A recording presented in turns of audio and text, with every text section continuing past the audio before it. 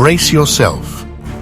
Ukrainian President Volodymyr Zelensky has just dropped a bombshell, confirming for the first time that Ukrainian forces are actively waging war inside Russia's Belgorod region. This isn't a rumor anymore. It's a stunning escalation in Kyiv's cross-border strategy, taking the fight straight into enemy territory. In a video address on Monday, Zelensky didn't mince words, praising his troops, including the 225th Assault Regiment, for their daring push and delivering this chilling declaration. In particular, today, the head of the Ukrainian Armed Forces, Oleksandr Syrsky, spoke about the front, our presence in Kursk, and our presence in the Belgorod region. We continue to carry out active actions in border areas on the territory of the enemy, and this is absolutely fair. The war must return to where it came from. The revelation rips the lid off weeks of speculation and murky reports about Ukrainian incursions into Belgorod, a Russian region hugging Ukraine's Sumy and Kharkiv oblasts. What was once whispered is now shouted from Kyiv's highest office. Zelensky framed it as a desperate bid to shield Ukraine's northeastern borders and ease the relentless Russian grind in Donetsk, where Moscow's forces are clawing forward. But crossing into Russia, that's a whole new level of defiance. Russia's military tried to downplay it last month, boasting they'd crushed Ukrainian attempts to breach Belgorod, claiming victories near villages like Demidovka and Prylesye. Yet the cracks in that story are showing.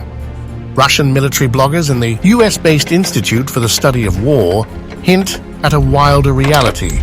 Unconfirmed reports say Ukrainian troops briefly stormed into Demidovka, just 1.2 miles from the border. Recent chatter from bloggers points to a Ukrainian pullback, but the fight's far from over. Compared to last year's audacious Kursk incursion, where Kyiv grabbed villages like Sudza, Belgorod's operation looks smaller, but no less reckless. General Christopher Cavoli, Supreme Allied Commander Europe, dropped this jaw-dropping update. The Ukrainians today are still in Kursk. There is a sizable force holding a sizable, diminished, but sizable chunk of ground inside Russia in Kursk Oblast right now, and they're holding on very good defensive terrain. South of there, in Belgorod, the Ukrainians a couple of weeks ago pushed a smaller counteroffensive back into Russia. Among the units thrown into this Belgorod gamble, Ukraine's 47th Separate Mechanized Brigade, Magura, freshly rotated in despite a battered reputation.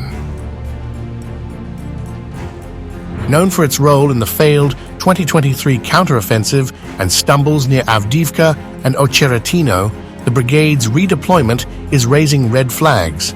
What's Kyiv thinking? Analysts aren't mincing words. This screams a dire shortage of fresh assault units in Ukraine's ranks. Battle-worn troops sent on high-stakes raids into Russia. It's a shocking sign of how thin Kyiv's options have stretched. This escalation explodes against a brutal backdrop.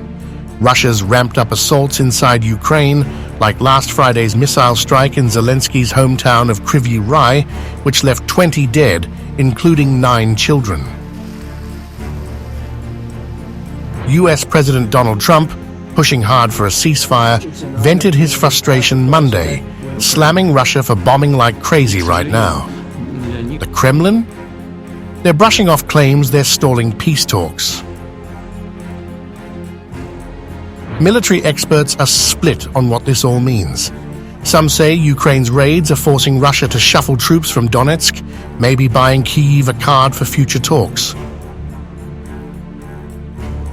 Others see a grim toll, high casualties, frayed supply lines, and wonder how long this can last. For now, Zelensky's doubling down, saluting his fighters with a fierce, "Well done, guys. I'm proud of each and every one who is fighting for Ukraine."